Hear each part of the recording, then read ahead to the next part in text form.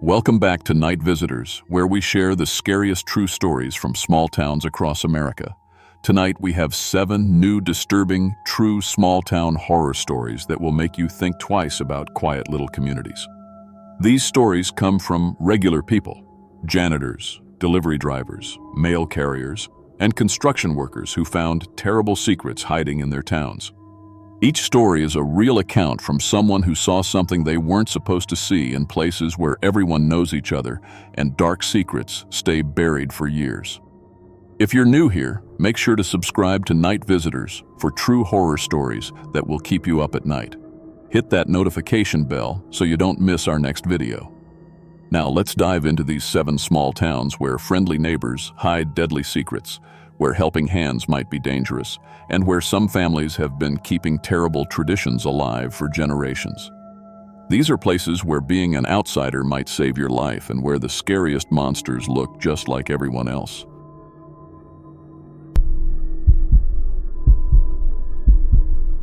My name is Emma Walsh and I'm 8 years old. I know that sounds young to be telling this story, but what happened to me at Clearbrook Elementary changed everything. Kids my age aren't supposed to know about the dark things that happen in the world. But sometimes, being small and quiet means you see things that adults miss. My family moved to Clearbrook, Ohio in August 2023. We had to leave our house in Toledo because Dad lost his job at the factory.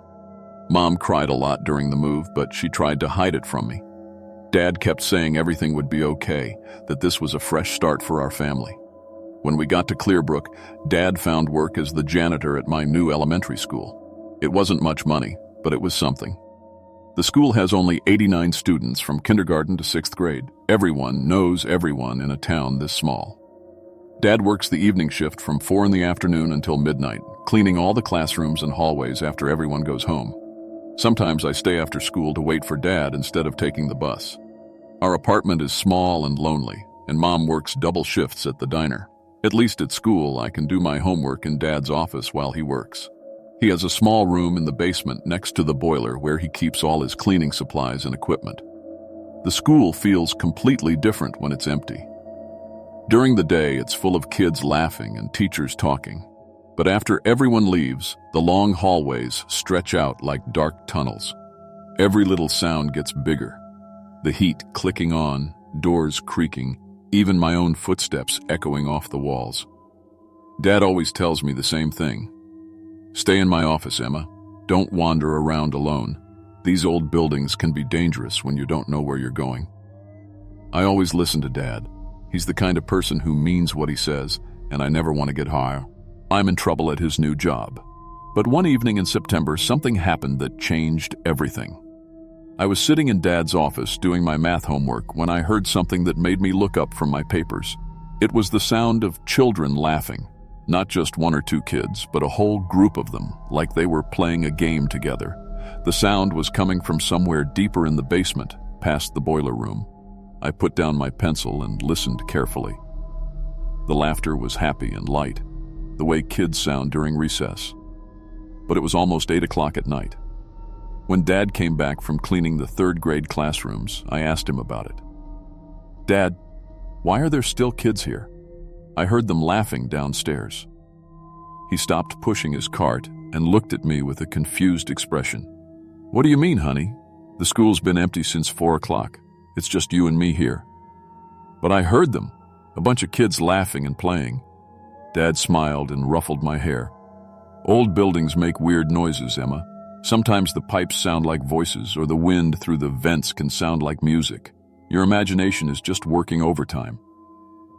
I wanted to believe him, but I knew what I had heard. Those weren't pipes or wind. Those were real children's voices. The next week, I heard the laughter again. This time it was even clearer, and I could almost make out words mixed in with the giggles. My curiosity got the better of me.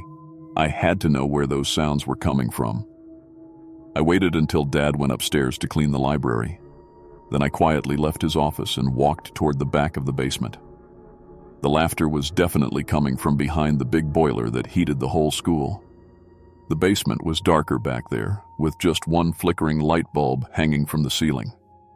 I used the flashlight app on Dad's old phone that he let me borrow. OW for emergencies. The concrete walls were covered in dust and spider webs, and it smelled like old water and rust. Behind the boiler, I found something that shouldn't have been there. There was a door hidden in the shadows, painted the same gray color as the walls. You wouldn't notice it unless you were looking for it. The door was slightly open, and that's where the children's voices were coming from. I pushed the door open slowly and stepped inside. What I saw made my stomach feel sick and my hands start shaking. It was a room about the size of my classroom, but with no windows and only one light bulb hanging from the ceiling. Along the walls were 6 children about my age, and they were chained to metal pipes with handcuffs around their ankles. They were wearing school uniforms, but not all from the same year. Some of the clothes looked newer, others were faded and dirty. When they saw me, they stopped talking and stared with wide, scared eyes. "Who are you?" whispered a boy with sandy brown hair. He looked like he was in 3rd grade, maybe 4th. "I'm Emma," I said, my voice barely louder than a breath.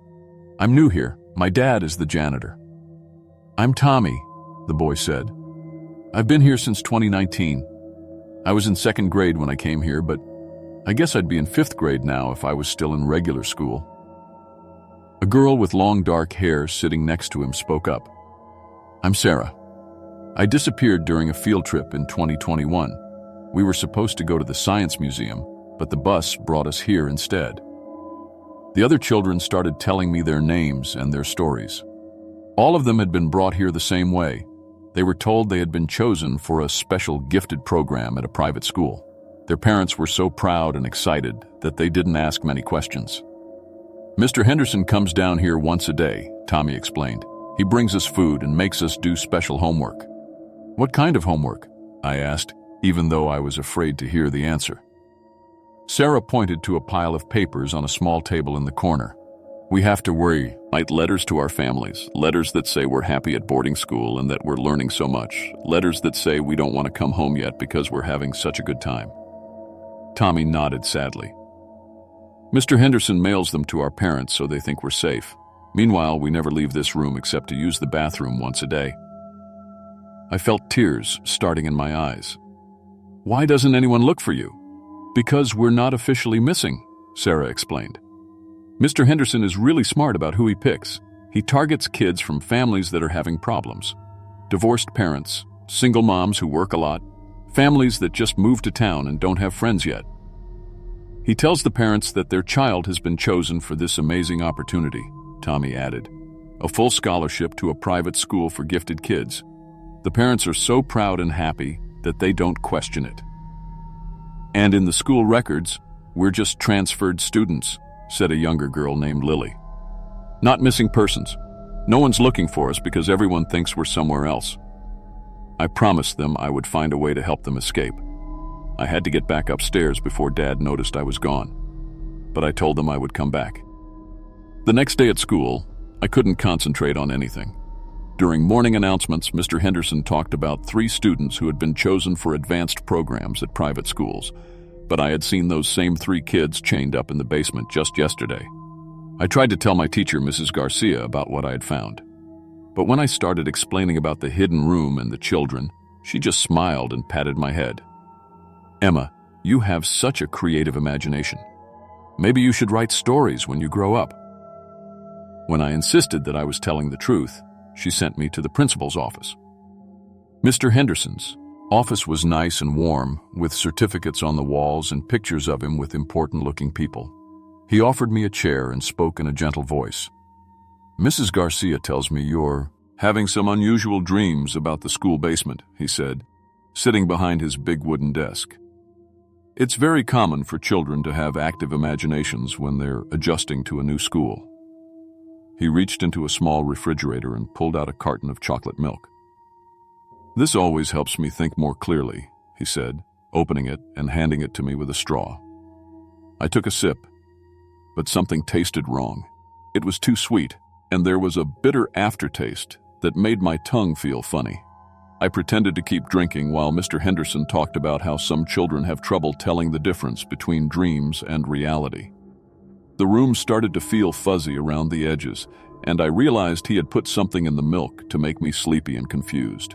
When he turned to get some papers from his filing cabinet, I quickly spit the milk into the plant next to my chair. I pretended to feel drowsy and agreed with everything he said about having weird dreams. He seemed satisfied and sent me back to class with a note saying I had been given medicine for anxiety and might be sleepy for the rest of the day. That evening, I told Dad everything I had seen in the basement. I described the hidden room, the children, the chains, everything. But he didn't believe me. "Emma, Mr. Henderson is a good man," Dad said firmly. "He's helped a lot of families in this town. He even helped me get this job when no one else would hire me. You've been under a lot of stress with the move and starting a new school. Sometimes our minds play tricks on us." I begged him to come look at the room with me, but he refused. He said I was forbidden from going anywhere in the basement except his office. The next evening, I snuck back to the hidden room while Dad was cleaning upstairs. But when I opened the door, the room was empty. The chains were still there, attached to the pipes, but all the children were gone. The only thing left was Tommy's backpack sitting on the floor with his name written inside in blue marker. I grabbed the backpack and hid it in Dad's supply closet. It was proof that I wasn't making everything up. The next morning, Mr. Henderson made an announcement that made my blood feel like ice water. "I'm pleased to announce that Emma Walsh has been selected for our special gifted program," he said over the intercom. "She'll be leaving this afternoon to start her advanced studies at a private academy." During lunch, he called Dad and explained what an amazing opportunity this was for me. Dad was so excited and proud. He had no idea that this was exactly how all the other children had disappeared. I watched from the cafeteria window as a white van with covered windows parked behind the school. Mr. Henderson and two men I had never seen before started loading supplies into the back: blankets, food, and what looked like more chains. I knew I had to act fast. During afternoon recess, I snuck into the school and pulled the fire alarm. While everyone was evacuating, I ran as fast as I could to the police station 6 blocks away. I burst through the front door carrying Tommy's backpack and screaming about the children in the basement. The officer at the front desk tried to calm me down, but I kept talking as fast as I could, telling him about the hidden room and the van and Mr. Henderson's plan to take me that afternoon. "Please, you have to believe me," I cried, opening Tommy's backpack and dumping out his school supplies. "This belongs to Tommy Martinez. He's been missing since 2019, but everyone thinks he's at boarding school." The officer recognized Tommy's name. His family still lived in town, and they got letters from him every few months. When I described exactly what the letters said and how they were written, the officer's expression changed. Upted. Within an hour, police cars surrounded Clearbrook Elementary. When they searched the basement, they found the hidden room exactly where I said it would be. They also found 12 children chained to the walls. Not just the 6 I had seen before, but others who had been moved there from different locations. Tommy was there, and Sarah, and all the others I had met. Some of them had been prisoners for 5 years. They were scared and thin, but they were alive. Mr. Henderson tried to run when he saw the police, but they caught him in the parking lot.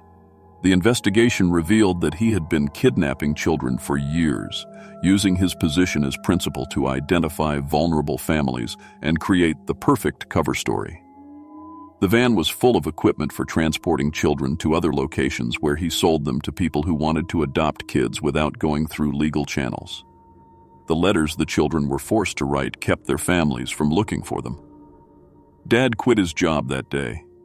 He said he couldn't work in a place where such horrible things had happened, even though he had no idea what was going on. We moved back to Toledo a month later. I still have nightmares sometimes about that hidden room and the sound of chains scraping against the concrete floor. But I also think about Tommy and Sarah and the others and how they're safe now with their families. People say I'm a hero for saving those kids, but I don't feel like one. I just feel like a little girl who saw something terrible and knew she had to tell someone who would listen. Sometimes the most important thing you can do is speak up, even when no one believes you at first. Mr. Henderson is in prison now, and he'll never be able to hurt children again. The school board in Clearbrook hired a completely new administration and added security cameras throughout the building. I'm 10 years old now, and I go to a different school where my teachers know my story. They believe me when I tell them things, and they've taught me that speaking up about dangerous situations isn't tattling. It's protecting people who can't protect themselves. I hope I never have to use that lesson again, but I'm glad I know it. And I hope that if other kids ever find themselves in a situation like mine, they'll remember that sometimes adults don't believe children at first, but that doesn't mean you should stop trying to get help. The children in that basement couldn't save themselves, but they could be saved. Sometimes that's all the hope you need.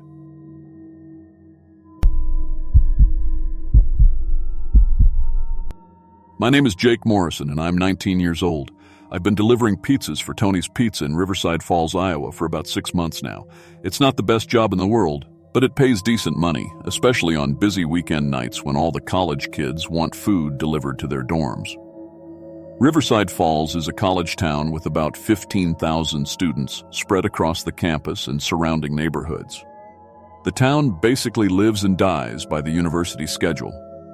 During the school year, pizza delivery drivers can make good money if they know the area well and have a reliable car.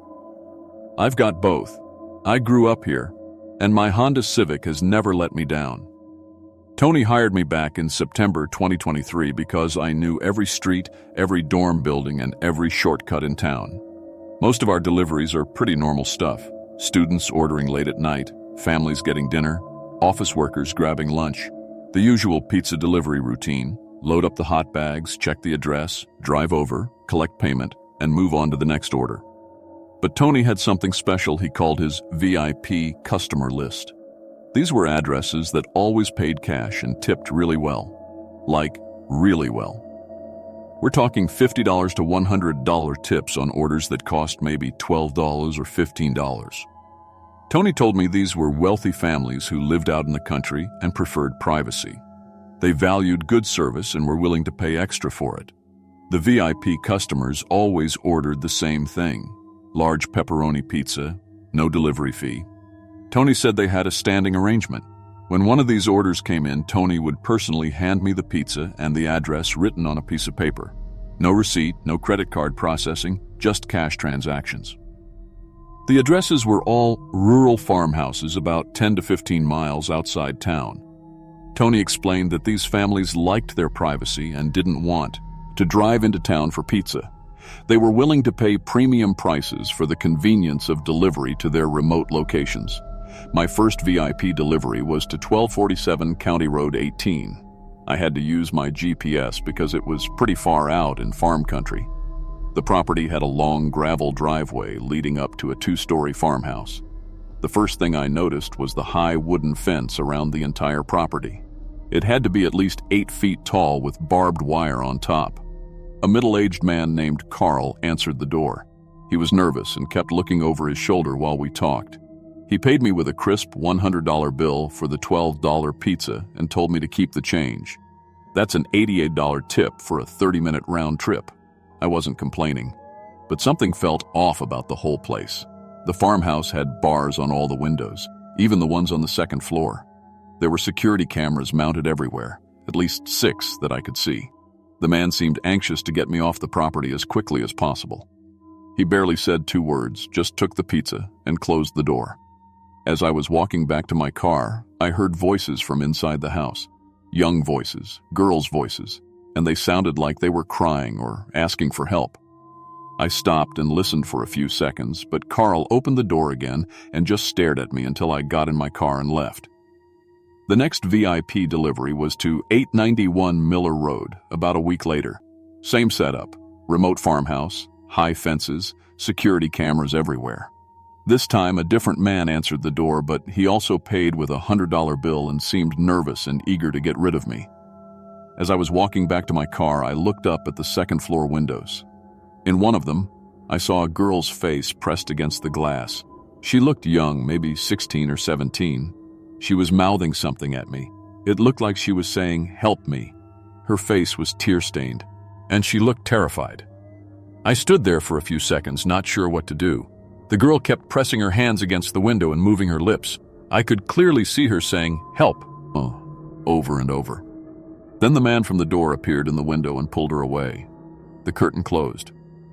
When I got back to Tony's Pizza, I told him what I'd seen. Tony just laughed and said these families sometimes had troubled teenagers who acted out. He said the parents paid for privacy because they were dealing with difficult kids, and I shouldn't worry about it. He warned me never to ask questions about the VIP customers or I'd lose the job. The money was too good to risk it. Over the next 3 weeks, I delivered to 12 different VIP addresses. Every single location had the same setup. High security fences, bars on windows, cameras everywhere, nervous men answering doors, and $100 payments for $12 pizzas.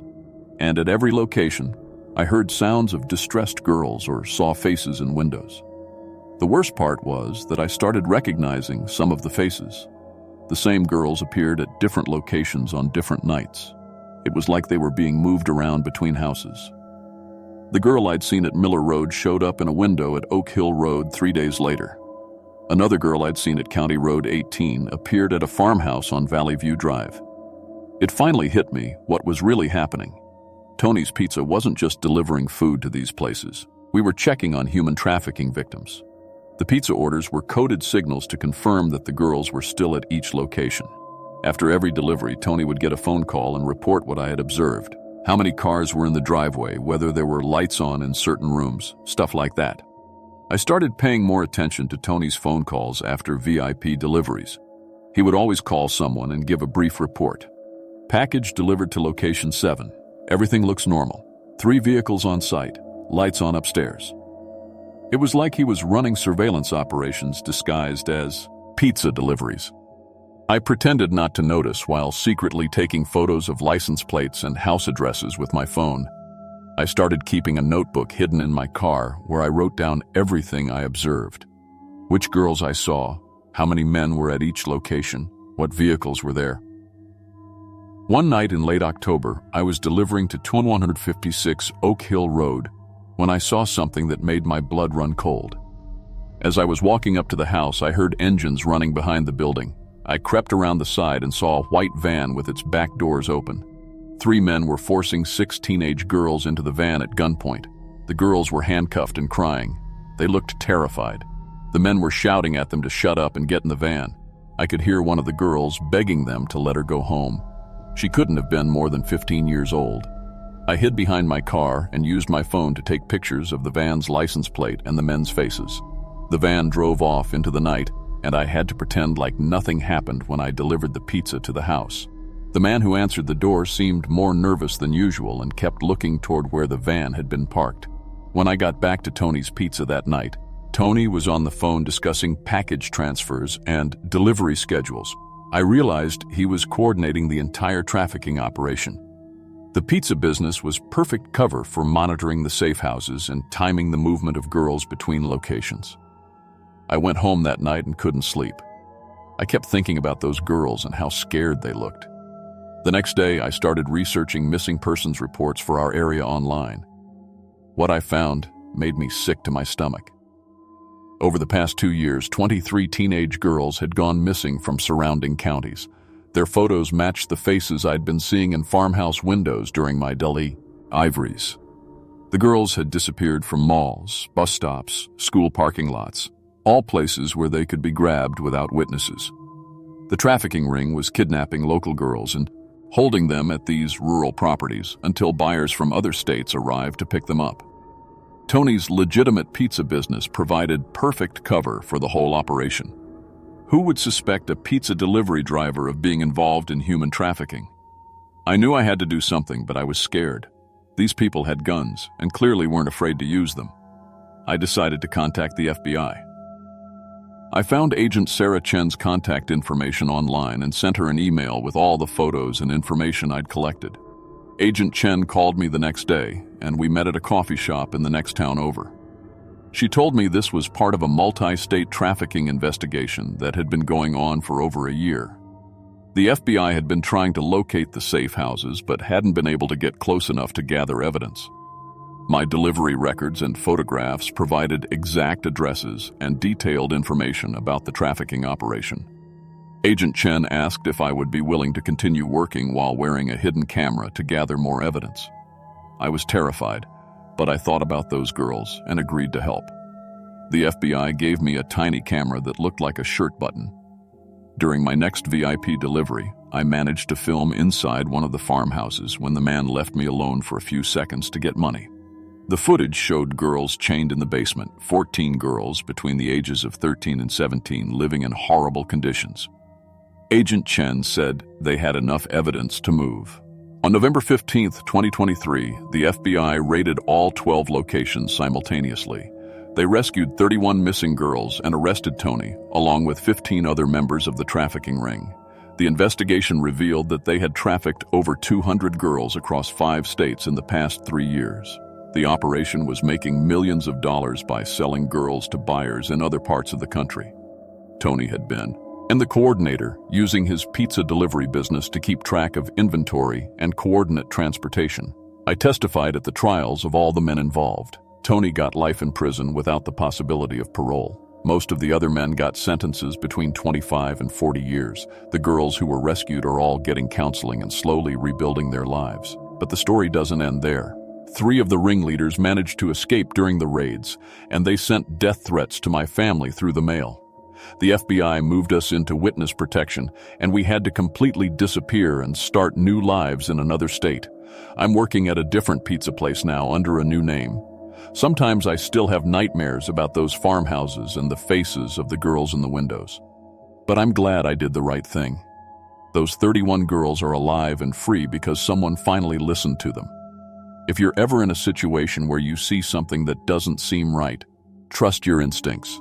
Don't ignore it because it's easier or safer. Someone's life might depend on you speaking up. Sometimes the most ordinary jobs can uncover the most extraordinary evil, and sometimes a pizza delivery driver can be the key to saving lives.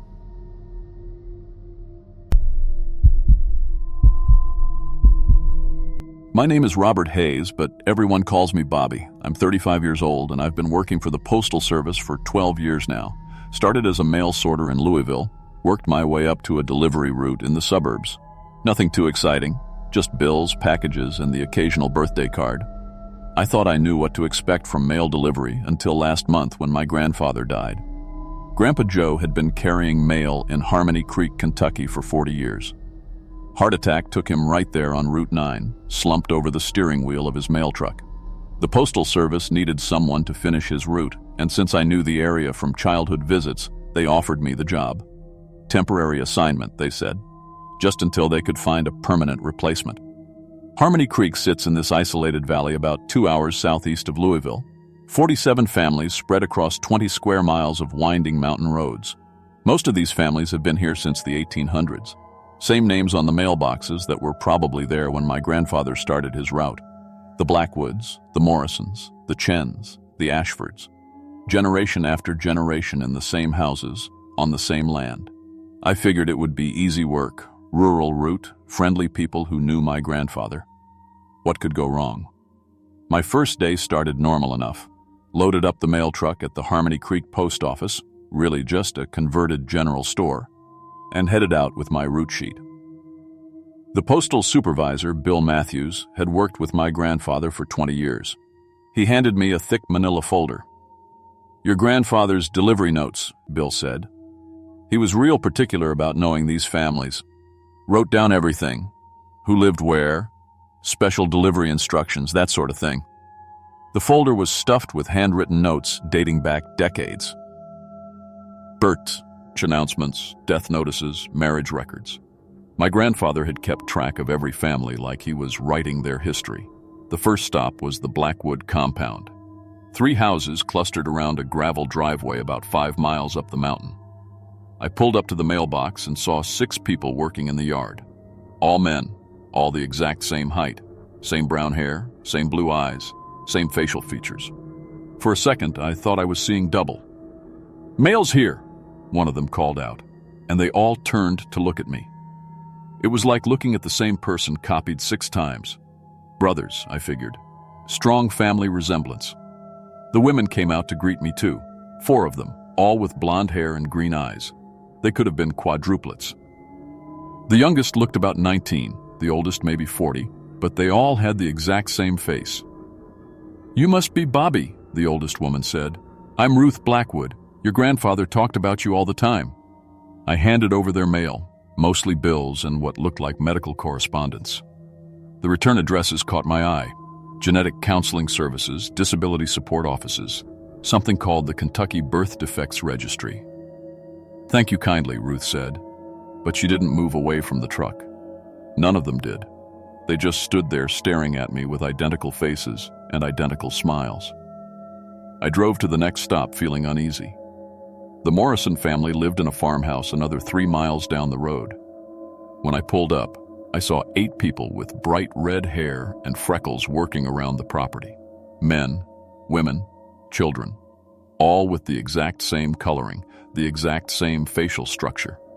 At the Chen place, it was the same thing. 7 family members, all looking like copies of each other. The Ashfords, the Martins, the Webbers. Every single family had this weird, identical appearance thing going on. Stro, Nang genetics, I told myself. Isolated mountain community, families that have been here for generations. Made sense that they'd all look similar. But then I started paying attention to the mail I was delivering. Wedding invitations addressed to Jacob Blackwood and Sarah Blackwood. Birth announcements listing father, David Morrison, mother, Susan Morrison. Christmas cards sent from the Chen family to the Chen family at different addresses. Same last names. Every wedding invitation, every birth announcement, every family correspondence, they were all marrying within their own families. I pulled over at a scenic overlook and went through my grandfather's notes. Page after page of family trees, all written in his careful handwriting. The Blackwoods had been marrying other Blackwoods since 1847. The Morrisons since 1852.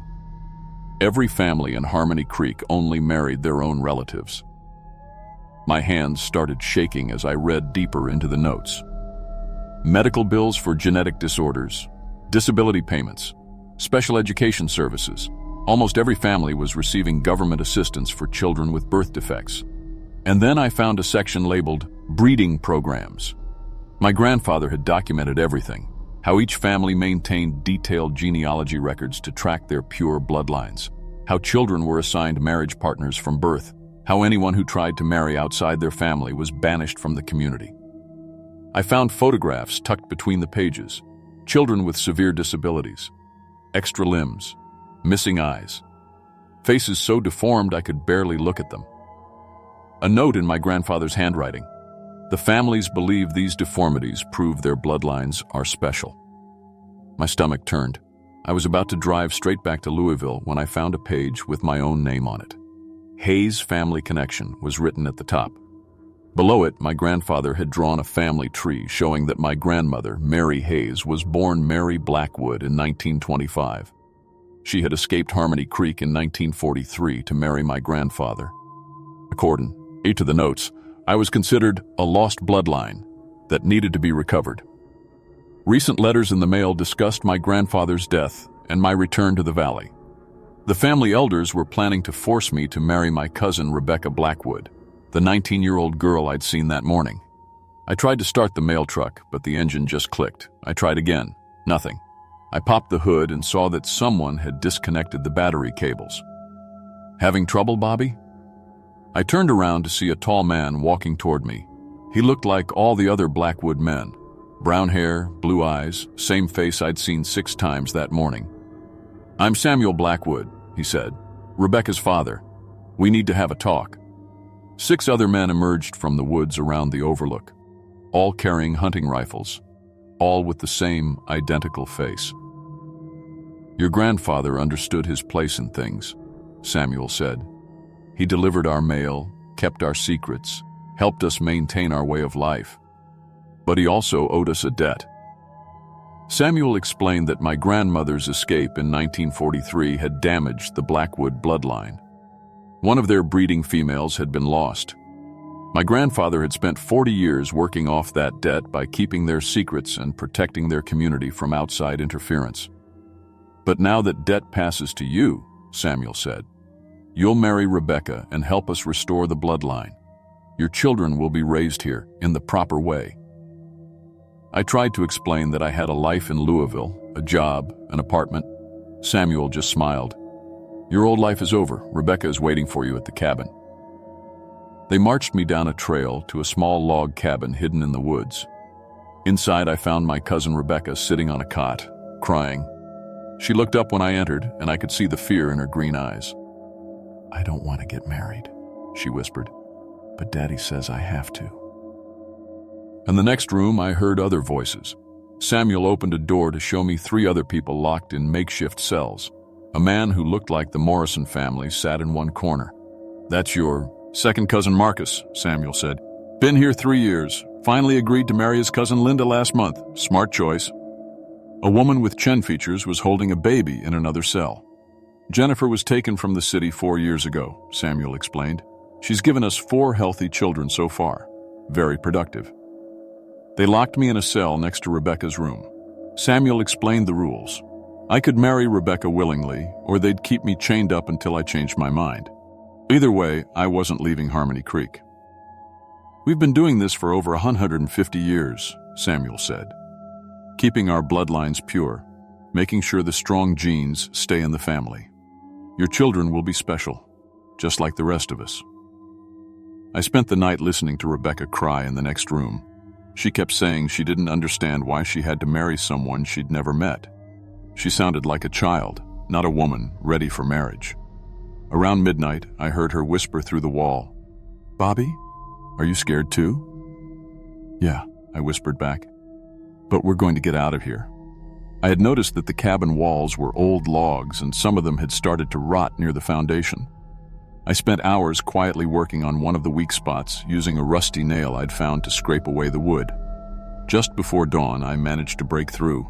I crawled into Rebecca's room and woke her up. "We have to go now," I told her. "Can you run?"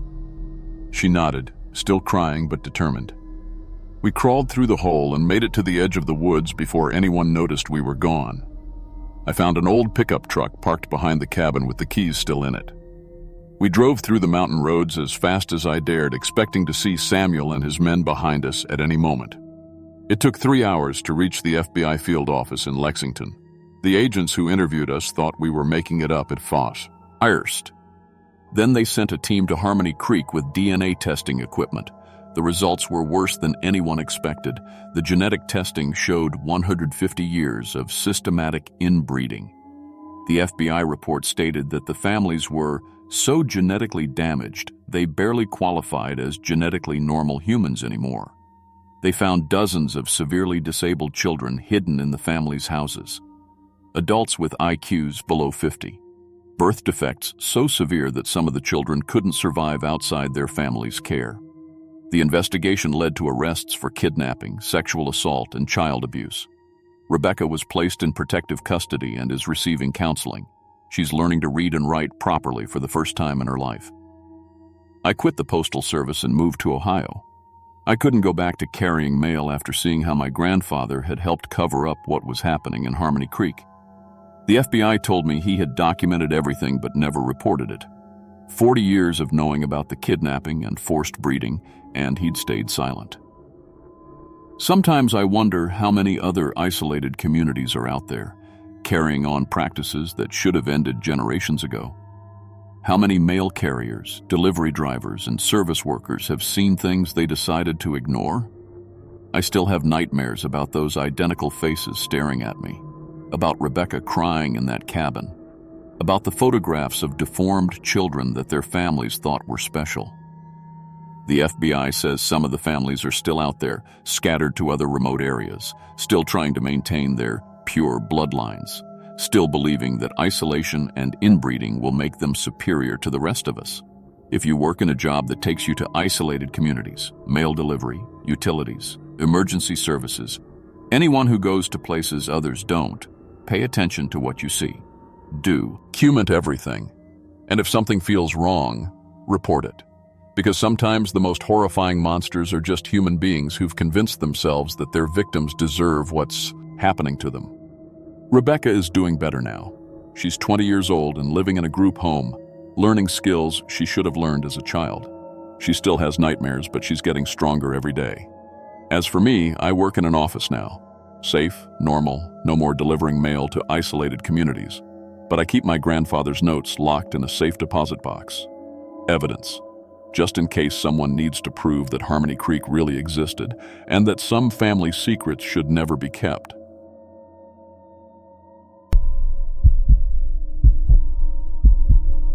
My name is Mike Torres, and I've been a construction foreman for 18 years. Started swinging hammers right out of high school in Johnstown, Pennsylvania. Worked my way up through concrete, framing, and demolition. Got my contractor's license in 2010, my OSHA 30-hour certification, and I've run crews on everything from strip malls to highway overpasses. I've pulled bodies out of collapsed buildings, seen guys lose fingers to concrete saws, and watched good men drink themselves to death when the work dried up. But I've never walked away from a job site. That changed in March 2023 in a little town called Millbrook, West Virginia, when I discovered what happens to people like me when we dig too deep. The job came through Mountain Vista Holdings, a development company I'd never heard of. They'd bought 22 abandoned properties for $50,000 total, which should have been my first red flag.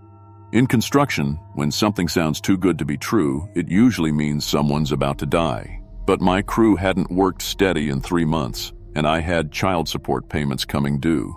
Millbrook's population had dropped from 3,000 to 400 after Consolidation Coal shut down the mine in 2015. Half the houses stood empty with broken windows and caved-in roofs. The other half were falling apart with families still inside them.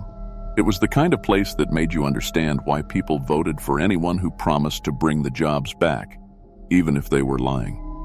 I brought my regular crew, 6 guys I'd worked with for years. Tommy Kowalski ran the excavator, 20 years of experience and hands steady as a surgeon. Rick Martinez handled the concrete saw, could cut through steel-reinforced foundations like butter. Carlos Vasquez and Pete Williams ran debris removal, both of them strong enough to haul 100-pound chunks all day. Jake Morrison and D. Dennis O'Brien were my utility guys, good with tools and never complained about overtime. We drove down from Pittsburgh on Sunday night, March 14th, in 2 trucks pulling equipment trailers. The only motel still operating was the Mountaineer Inn, a 1960s relic with cigarette burns in the carpet and water stains on the ceiling. The desk clerk was an older woman named Eleanor Patterson, who kept staring at us like we were carrying plague. "Y'all here for the demolition work?" she asked, her voice barely above a whisper. "Yes, ma'am. 2 weeks. Maybe 3 if the foundations give us trouble." Her hands shook as she handed me the room keys. Developers tried this before. 3 different companies since 2015. They all left real sudden-like, middle of the night, most of them. I figured she was just trying to spook the outsiders. Small towns always had their ghost stories. Monday morning at 6:30 a.m., we started on 127 Elm Street, a 1940s farmhouse with peeling white paint and a concrete foundation that looked solid enough to support a skyscraper. The demolition permit was straightforward. Strip the house to the foundation, break up the concrete slab, haul everything to the county dump 30 miles away. I had Tommy fire up the Caterpillar 320 excavator while the rest of us cleared debris from inside the house.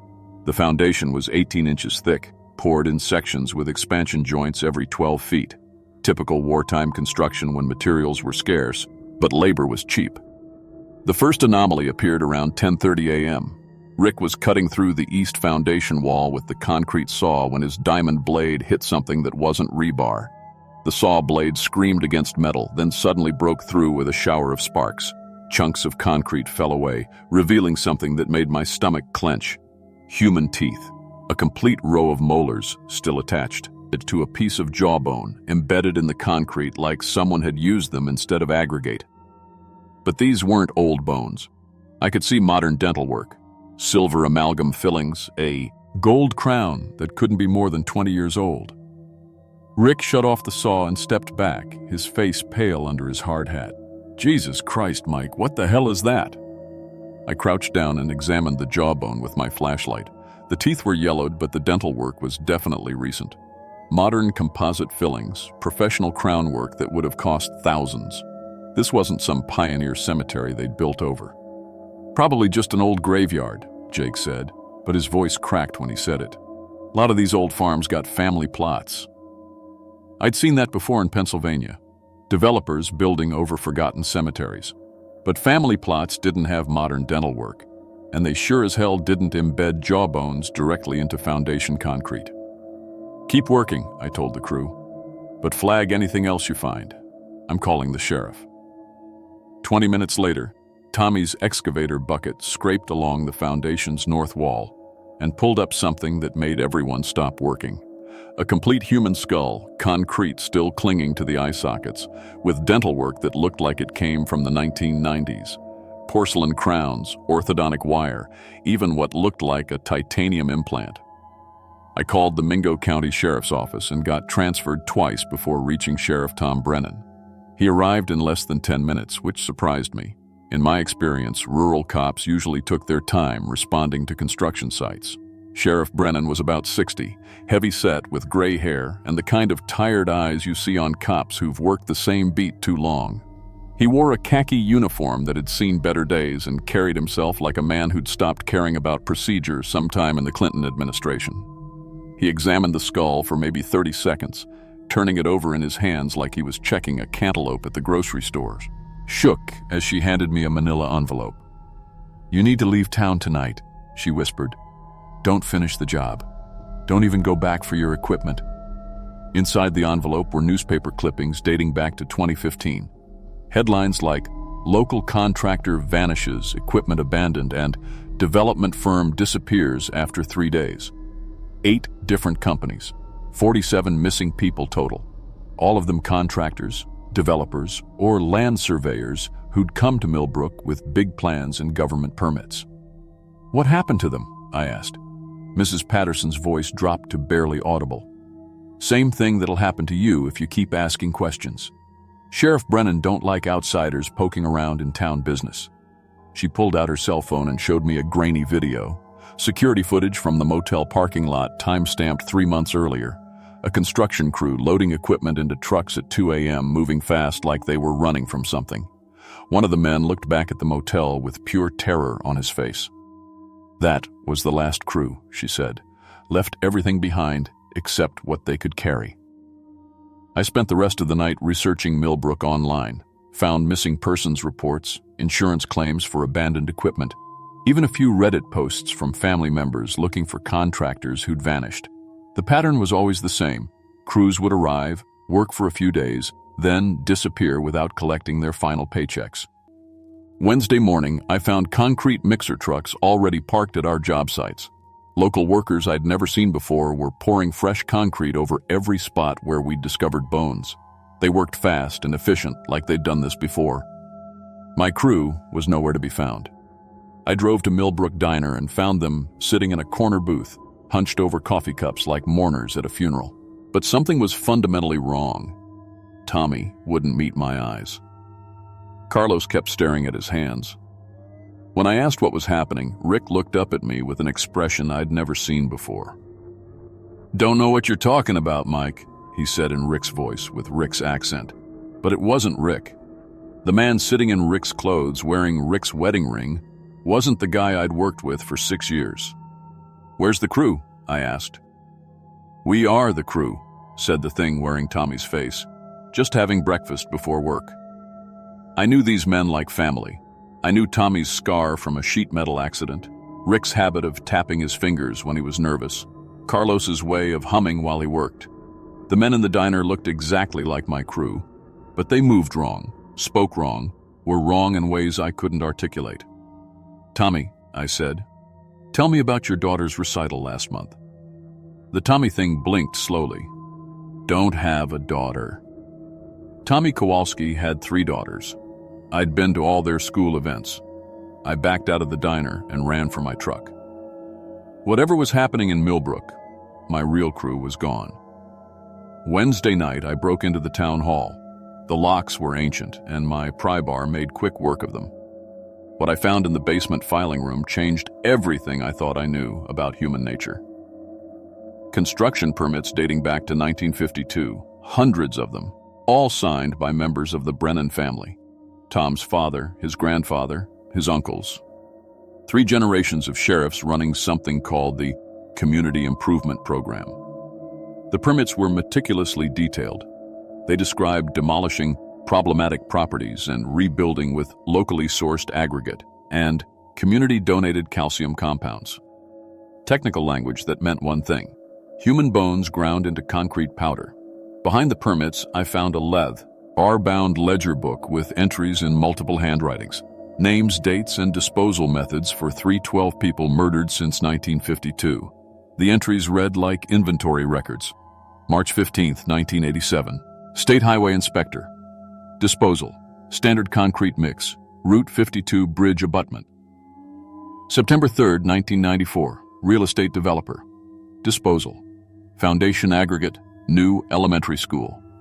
June 18, 2019. Land surveyor. Disposal: road-based material, Main Street repaving project. The most recent entries were written in fresh blue ink. March 16, 2023. Construction crew, 6. Disposal: Community Center Foundation. March 16, 2023. Foreman M. Torres. Disposal: Community Center Foundation.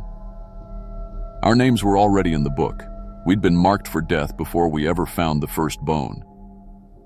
According to the earliest entries, Sheriff Brennan's grandfather had started the program in 1952 to solve two problems: disposing of troublesome outsiders and strengthening the town's infrastructure.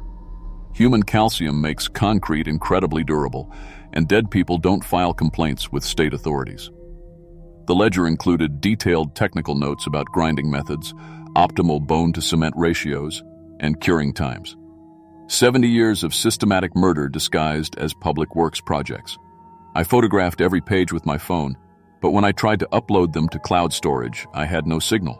When I stepped outside, I saw why. The cell tower had been dismantled, leaving only a concrete foundation and some disconnected cables. I tried driving out of town, but found roadblocks on every route. Orange traffic cones and official-looking signs claiming bridge repair, road closed until further notice. The same local workers who'd been pouring concrete were manning the roadblocks, and they watched my truck with predatory patience. Millbrook had become a trap, and I was the mouse. Thursday morning, Sheriff Brennan knocked on my motel door at dawn. 6 townspeople stood behind him, including the concrete truck drivers and the fake version of my crew. They moved with coordinated precision, like they'd rehearsed this. "Morning, Mike," Brennan said. "Heard you took a little tour of the town hall last night. Hope you found our records educational." I tried to run, but they were ready for that. 2 men grabbed my arms while a third zip-tied my wrists behind my back. They dragged me to the construction site where the new community center was being built.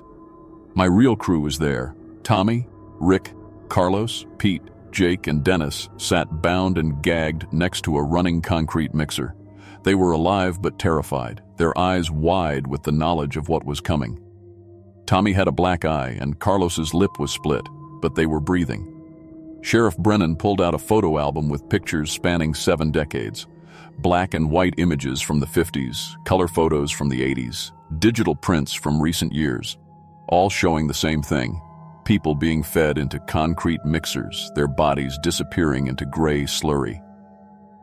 "This is how Millbrook survives," he said, flipping through pages of systematic murder.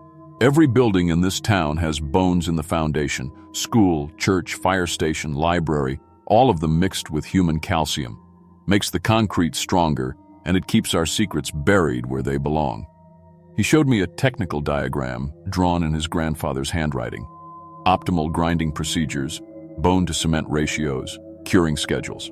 The Brennan family had turned murder into an engineering science. "Your grandfather started this?" "Granddad was a practical man. Coal mine was already failing in the 50s, and he knew the town would die without outside investment. So he made sure outside investment stayed permanent." Brennan pointed to the concrete mixer. "Takes about 15 minutes to process a full-grown man. Mix the paste with Portland cement, and you've got foundations that'll last centuries." The townspeople head me toward the mixer opening. I could hear the blades spinning inside, the motor grinding with mechanical hunger. The fake versions of my crew watched with empty expressions, wearing my friends' faces like masks. "Why replace my crew? Why not just kill us all at once?" "Insurance," Brennan said. "Your crew officially finished the job and drove home to Pittsburgh. The fake crew will cash their paychecks, send postcards to their families, maintain the illusion for a few weeks. Then they'll have accidents, car crashes, heart attacks, construction mishaps. Natural causes, spread out over time. He gestured to the fake Rick, who smiled with Rick's mouth but dead eyes. We've been perfecting the process for 70 years. Dental records, fingerprints, DNA. We can replicate everything except the soul. As they lifted me toward the mixer opening, I realized the full scope of their operation. This wasn't just about murder or even survival. The Brennan family had created a machine that converted human beings into building materials, systematically consuming anyone who threatened their control. I grabbed Sheriff Brennan's service weapon from his holster as they pushed me forward. He was old, confident, not expecting resistance from a zip-tied victim. I put 3 rounds into the concrete truck's engine block before anyone could react. The explosion was magnificent. The truck's gas tank caught fire, sending burning concrete mixed with bone fragments spraying across the job site. The townspeople scattered, screaming and covered in gray paste. In the chaos, I cut my crew loose with a piece of twisted rebar. "Run!" I screamed, and we ran. We made it to our trucks and drove straight through one of their roadblocks, scattering orange cones and sending their guards diving for cover. Made it to the state police barracks in Charleston and told them everything, backed up by the photos I'd hidden in my truck's toolbox. The FBI arrived in Millbrook 3 days later with search warrants and excavation equipment. They found the town completely abandoned, 400 people, vanished like they'd never existed. But they also found evidence. The Community Center Foundation contained the remains of my original crew, already ground up and mixed into concrete. DNA analysis identified bone fragments from at least 50 different people in that single foundation. Similar tests on other buildings revealed centuries of systematic murder disguised as civic improvement. They found the Brennan family's workshop in the basement of the sheriff's office. Industrial meat grinders modified for human remains, concrete mixers with human calcium residue, and detailed records of 312 murders spanning 70 years. The FBI's forensic accountants estimated that Millbrook's infrastructure contained the processed remains of over 500 people. But they never found a single living resident. The whole town had vanished overnight, leaving behind empty houses, abandoned businesses, and foundations made from human bones. 400 people had simply ceased to exist, along with any trace of where they'd gone. I don't do demolition work anymore. Started a small contracting business doing residential repairs, nothing that requires deep foundations or extensive concrete work. Every time I see a concrete truck, I wonder what's really in the mix. And sometimes late at night, I get phone calls from numbers that don't exist. No one speaks, but I can hear concrete mixers running in the background. The FBI kept the case open for 2 years before quietly closing it as unsolved. They relocated the surviving evidence to a secure facility and classified most of the details. Officially, Millbrook, West Virginia, no longer exists. The town was removed from maps, GPS systems, and government records. But I know the truth. The Brennan family is still out there, along with their 400 followers. They're building new communities, improving infrastructure, and making sure trouble. Some outsiders become permanent residents. Every foundation they pour makes them stronger, and every person they consume feeds their growth. They've been perfecting this for 70 years, and they're not finished building. True horror documentary evidence. This account was recorded by Michael Torres on March 23, 2023, as part of FBI case file number 2023 CV4471. Physical evidence includes 47 photographs of human remains embedded in concrete foundations, DNA analysis confirming the presence of human calcium in structural materials, and official documentation of 312 homicides spanning 1952 to 2023. The town of Millbrook, West Virginia, was officially deincorporated on September 15, 2023, following the discovery that its entire population had participated in systematic murder for economic survival. FBI forensic analysis confirmed that human bone powder increases concrete compressive strength by 23%, while remaining virtually undetectable without specialized chemical testing. The Brennan family's methods have been classified as a potential terrorism threat, and several similar cases are currently under federal investigation. Mr. Torres continues to receive threatening communications from unknown sources and remains under federal witness protection.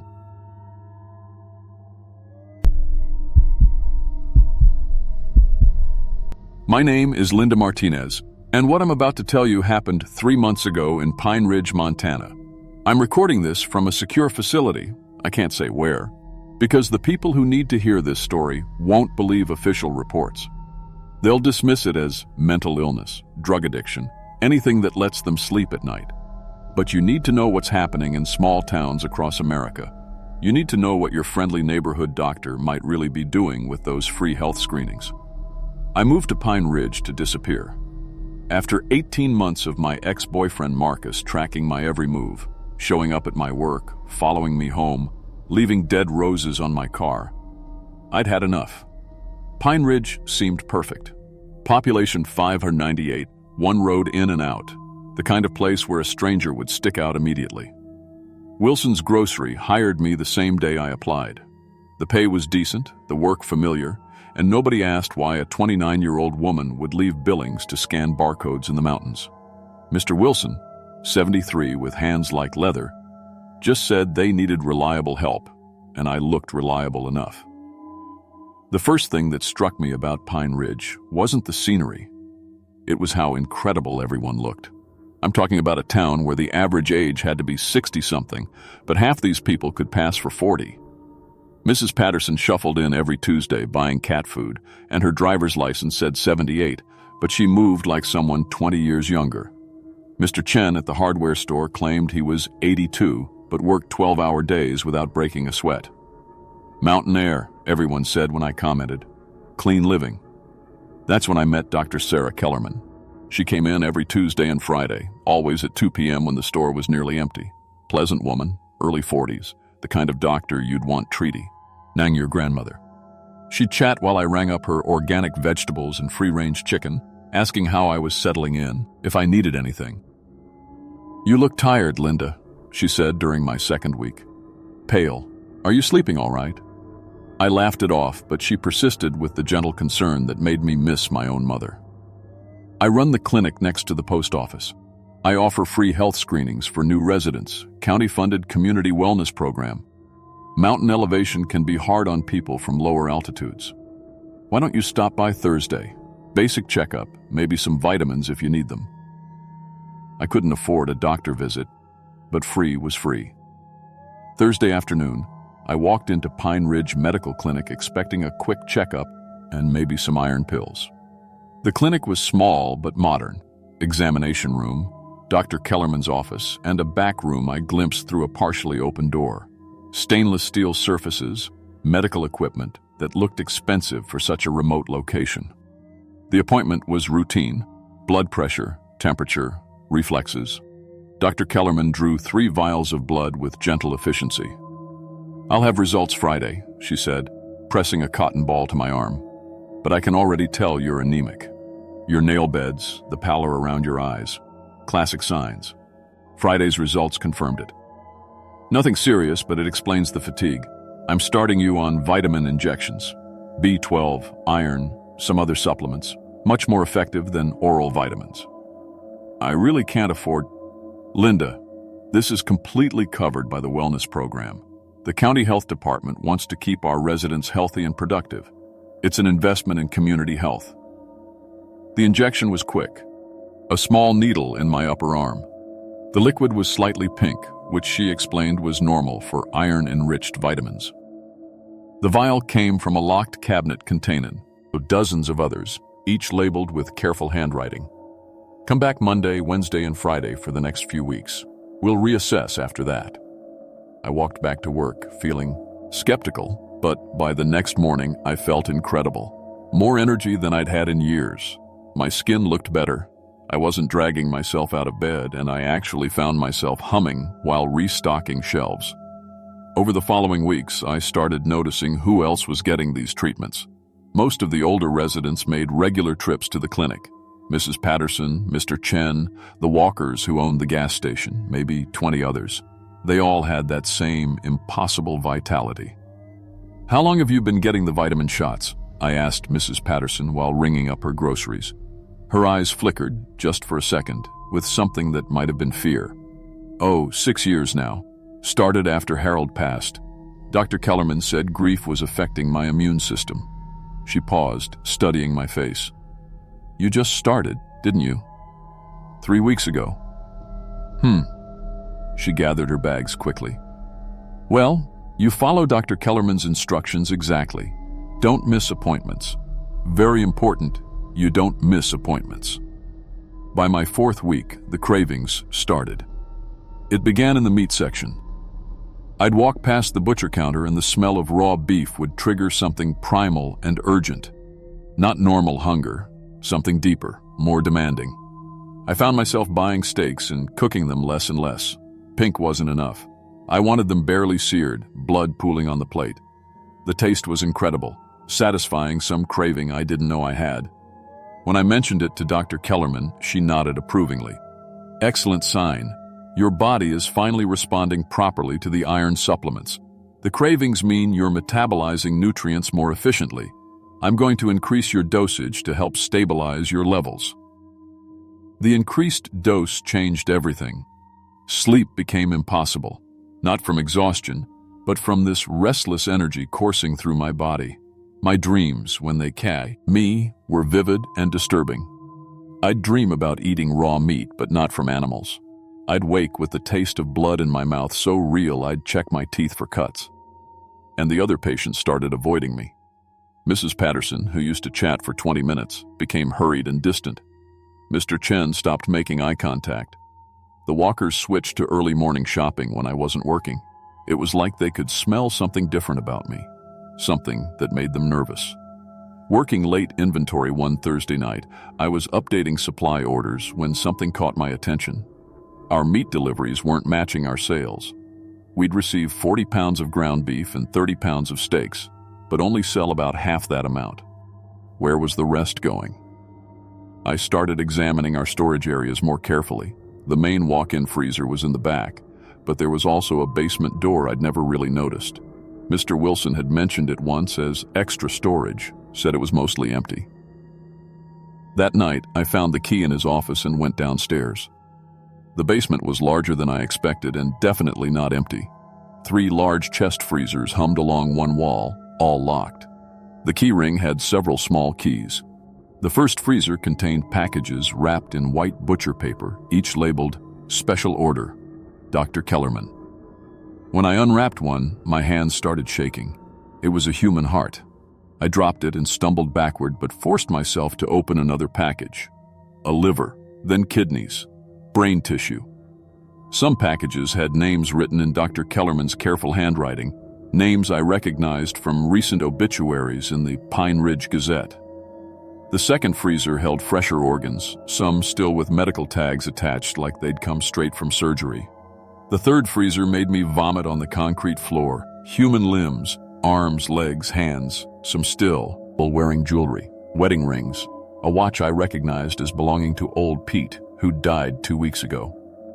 I ran upstairs and locked the basement door, my mind racing. Dr. Kellerman was harvesting organs from the recently deceased. But why? What did this have to do with the vitamin injections? The next morning, I couldn't bring myself to go to my appointment. I called in sick, but within hours, I was in agony. Violent shaking, nausea, cold sweats that soaked my sheets. By afternoon, I was vomiting bile and hallucinating, shadows moving in my peripheral vision, voices calling my name from empty rooms. Dr. Kellerman called at 3 p.m. "Linda, you missed your appointment. How are you feeling?" "Terrible," I managed through chattering teeth. "I was afraid of this. Missing injections causes severe withdrawal symptoms. Your body has adapted to the vitamin complex. You need it to function now. You must come in immediately for an emergency dose." "What's really in those injections?" Silence. Then, "Linda, you're in medical crisis. Come in now, or the symptoms will get much worse." Instead, I drove to the library and researched the compounds I'd seen listed on Dr. Kellerman's vials. What I found made my blood freeze.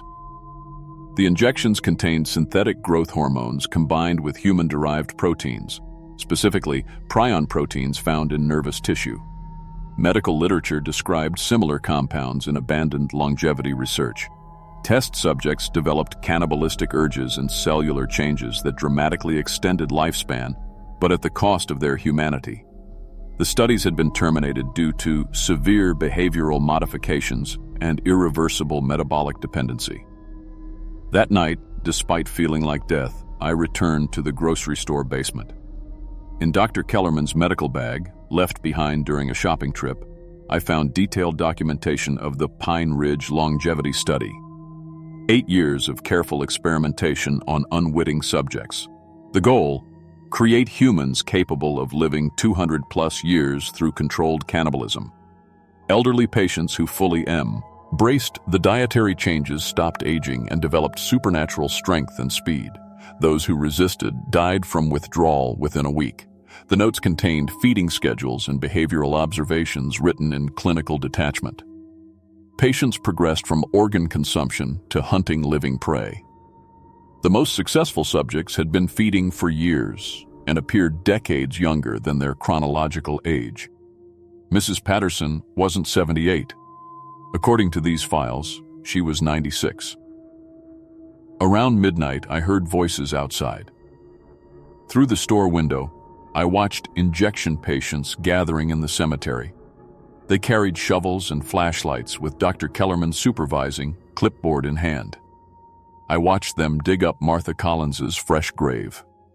When they reached the coffin, they tore it open with inhuman strength and began feeding on the corpse like wild animals. Dr. Kellerman stood nearby, taking notes and timing their consumption. The patients who'd been treated longest barely looked human anymore. Gray skin, eyes that reflected light like an animal's, teeth that had grown sharp and pointed. But they moved with incredible speed and power, ripping through wood and bone with their bare hands. After feeding, Dr. Kellerman collected tissue samples in sterile containers. She was documenting their transformation into something that was no longer entirely human. My withdrawal symptoms were becoming unbearable. Twice I tried to leave town, but both times Dr. Kellerman's car appeared, blocking the mountain highway. The third time she approached my window. "Linda, you're dying. Your organs are shutting down without the metabolic support the injections provide. But there's another option." She opened her medical bag and produced a fresh human heart, still glistening with blood. "Direct consumption eliminates the need for injections. Your body will process the proteins naturally. You'll feel better immediately, and within months, you'll be stronger than you've ever imagined. The aging process virtually stops. You could live for centuries." The smell was overwhelming. Every cell in my body screamed for me to take it, to end this agony. The withdrawal would stop. The pain would disappear forever. "One bite, Linda. That's all it takes. Join our community. Join our family." I pretended to reach for the heart while palming a scalpel from her kit. When she smiled and leaned closer, I drove the blade into her carotid artery and fled in her car. The state police found me collapsed on their doorstep in Helena 12 hours later, bleeding from my eyes and nose. The doctors couldn't explain my condition. My blood work showed impossible abnormalities, like my cellular structure was trying to reorganize itself. They raided Pine Ridge but found nothing. Empty freezers, cleaned clinic, no trace of Dr. Kellerman's body. The residents claimed ignorance about any injection program, and their blood tests came back normal. But I know what I saw, and I know what's happening to me. The medical team here says I'm dying from multiple organ failure, but I know better. My body is trying to complete a transformation that requires a very specific diet to survive. The cravings are becoming overwhelming. Sometimes I catch myself planning how to access the hospital morgue 2 floors down. Yesterday, I bit through my own tongue, and the taste of blood sent me into ecstasy. They've restrained my hands now. The worst part isn't the physical changes, it's the mental ones. I'm starting to see people differently. Not as individuals, but as meals. The nurses who check on me, I imagine what their hearts might taste like, how their livers would feel between my teeth. I tried researching other small towns with unusual longevity rates. Communities where the local doctor offers free health screenings. There are dozens, maybe hundreds. If you're driving through a small town and someone offers you free medical care, free vitamin shots, free anything from a doctor who seems too good to be true, keep driving. Some gifts come with prices you don't understand until it's too late. The facility staff think I'm delusional, but they've started wearing protective gear when they enter my room. Yesterday, one of them asked why my teeth looked different. I told them I was evolving. This recording will be my last coherent communication. The hunger is becoming impossible to ignore, and I can smell the security guard's blood through the door. His heart rate has increased. He knows something is wrong. If you see reports about attacks at an undisclosed medical facility, about a patient who consumed human tissue, remember this story. Remember that it started with someone trying to help a tired young woman feel better. Remember that Dr. Kellerman is still out there, still offering free health screenings to desperate people in forgotten towns. And remember that some medical treatments change you in ways you can never undo. The guard is coming closer. I can hear his pulse, smell the iron in his blood. I'm so very, very hungry. Recording ends. Postscript note. This recording was found on a device belonging to Linda Martinez, who disappeared from a secure medical facility in Montana 6 months ago. 17 small towns across the Mountain West have reported missing persons cases involving recent arrivals who visited local clinics for community wellness programs. The CDC has issued a classified advisory to law enforcement regarding suspicious longevity clusters in isolated communities. If you have information about Dr. Sarah Kellerman or similar medical programs, contact the number below immediately. Do not attempt to investigate alone.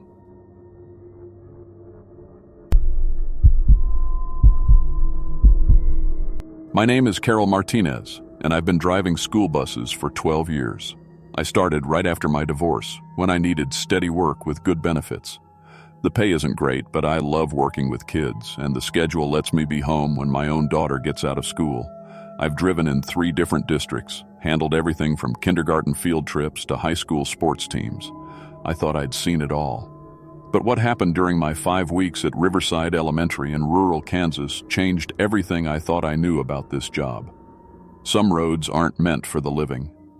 I took the job at Riverside because they were desperate. Their regular driver, Mrs. Henderson, had a heart attack and couldn't work anymore. The district needed someone who could handle Route 7, 35 miles of farmland covering the most isolated families in the county. 22 kids scattered across dairy farms and wheat fields, some living so far out that cell phone service barely reaches them. Riverside is one of those small Kansas towns with 800 people, where everyone knows everyone else's business. The school sits on Main Street next to the grain elevator and the post office. Most of the kids I pick up live on family farms that have been in the same hands for generations. Their parents went to Riverside Elementary, their grandparents too. My bus is a 2019 Bluebird with 48 seats and all the latest safety equipment. GPS tracking, two-way radio, backup cameras, the works. The district keeps their fleet in perfect condition because these kids depend on us. Some of them ride for over an hour each way, and if something goes wrong out there, help is a long way off. The route starts at 6:45 a.m. and takes me deep into farm country. County roads with names like Township Road 15 and Range Road 8, gravel driveways that stretch half a mile back to farmhouses, surrounded by cornfields. It's peaceful country, the kind of place where you can see for miles in every direction. But from my very first day, people kept warning me about the crossroads. It's where County Road 9 intersects with Highway 36 about 15 miles out from town. There's nothing special about it, just 2 paved roads crossing in the middle of nowhere with a faded stop sign and some railroad tracks nearby. But every time I mentioned that part of my route, people got quiet. The principal, Mrs. Davidson, told me to be extra careful there. The mechanic who checked my bus said I should always slow down at that intersection. Even the kids seemed nervous when we approached it. Finally, Tommy Patterson's mom explained it to me. She was waiting by her mailbox one morning when I dropped Tommy off, and she pulled me aside. "That crossroads has a history," she said, looking serious. "Back in 1987, a family died there, the Hendersons. Robert and Patricia and their twin girls, Emily and Sarah. Drunk driver hit them going 90 miles an hour, killed all 4 of them instantly. She told me that ever since then, people have been seeing things at that intersection. The Henderson family, still trying to get home, still trying to flag down help that came too late. I'm not the superstitious type. 12 years of driving school bus teaches you to focus on what's real. Road conditions, weather, mechanical problems. Ghost stories are just small-town talk, something to make boring places seem more interesting. I thanked Mrs. Patterson for the warning and forgot about it. Until my second week on the route. It was a Tuesday morning, 7:23 a.m. exactly. I remember because I always check my dashboard clock when I approach intersections. The morning was clear and cold, with frost still covering the corn stubble in the fields. I had 18 kids on the bus chattering about some movie they'd all watched the night before. As I slowed down for the stop sign at the crossroads, I saw her. A woman standing in the middle of County Road 9 right in my lane. She was wearing a blue dress that looked old-fashioned, like something from the 1980s. Her arms were raised over her head, waving frantically, like she desperately needed help. I hit the brakes and pulled to a complete stop about 50 feet away from her. My first thought was that she'd been in an accident. Maybe her car had broken down, or someone was hurt. I reached for my radio to call dispatch, but then I got a better look at her. Her skin was gray, not pale, not sick-looking, gray like concrete. And the way she moved wasn't right. Her arms were waving, but they moved in jerky, unnatural motions, like a broken puppet. She kept turning her head from side to side, but too far, like her neck could twist in ways that human necks shouldn't. "Mrs. Martinez?" Tommy Patterson's voice came from behind me. "That's the gray lady?" I looked in my rearview mirror. All 18 kids were staring out the windows, and they all looked terrified. Not surprised, terrified, like they'd seen this before. "Everyone stay in your seats," I said, trying to keep my voice calm. I put the bus in park and turned on my hazard lights. When I looked back at the road, the woman was gone. Completely gone, like she had never been there at all. I sat there for a full minute, scanning the road, the ditches, the fields. Nothing. No tire tracks, no footprints, no sign that anyone had been standing there. "Where did she go?" I asked. "She always disappears," said Sarah Wilson, a quiet 8-year-old who usually sat near the front. "My dad saw her 3 months ago.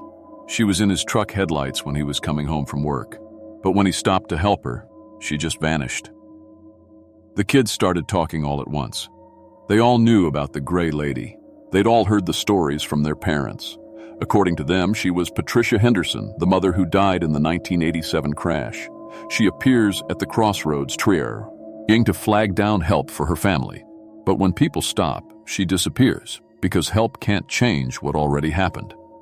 I didn't know what to think. Mass hallucination? Elaborate prank? But the kids weren't acting like they were pulling one over on the new driver. They were genuinely scared. I drove the rest of the route in silence, dropping off kids at their farms. But I couldn't stop thinking about what I'd seen, the way the woman moved, the gray color of her skin, how she'd vanished so completely. That afternoon, I drove the route in reverse, picking up kids for the ride home. When we approached the crossroads, I slowed down and watched carefully. Nothing, just empty road and cornfields. But Tommy Patterson leaned forward and whispered, "She only comes in the mornings." That's when the accident happened. The next week, I saw him. It was Thursday morning, same time, same intersection. This time I was ready. I had my phone out, thinking I'd record whatever I saw so I could prove to myself it was real or fake. A man stood at the crossroads dressed in a torn business suit. He was holding a briefcase and had his thumb out like he was hitchhiking. From a distance, he looked normal, just someone who needed a ride. But as I got closer, I could see his face was wrong. His features looked melted, like wax that had been left in the sun. His eyes were in the right place, but his nose and mouth seemed to have slid down his face. It was horrible. I didn't stop this time. I drove right past him, but I watched in my mirrors. He turned to follow the bus with his eyes as we passed, and his head rotated much further than it should have been able to. He stood there in the road until we were out of sight. "That's the melted man," little Emily Rodriguez said from her seat. "He's the dad from the crash. His face got all messed up when the car hit them." I was starting to understand. And that these weren't random ghost stories. The kids knew details. They'd heard these stories from their parents, their grandparents. This was part of growing up in Riverside, learning about the Henderson family and what happened at the crossroads. That evening, I drove to the Riverside Public Library. It's a tiny building next to the fire station, but they keep old newspapers on microfilm. I spent 2 hours going through archives from 1987 until I found it. Family of 4 killed in County Road crash. The article was short, but horrible. Robert Henderson, 34, insurance salesman. Patricia Henderson, 31, homemaker. Emily and Sarah Henderson, twins, age 7. They were driving home from Emily's piano recital when a drunk driver ran a stop sign at the intersection of County Road 9 and Highway 36. The impact was so severe that the car was unrecognizable. The article said the bodies were badly mangled and difficult to identify. There was a photo of the Henderson family from happier times. Patricia wore a blue dress that looked exactly like what I'd seen on the Gray Lady. Robert was in a business suit holding a briefcase. The twin girls wore matching pink dresses and stood hand in hand. I stared at that photo for a long time. These weren't just ghost stories. These were real people who died violently, and somehow they were still at that crossroads, trying to get home. The next week, I saw the girls. It was my 4th week on the route, and I thought I was getting used to the strangeness.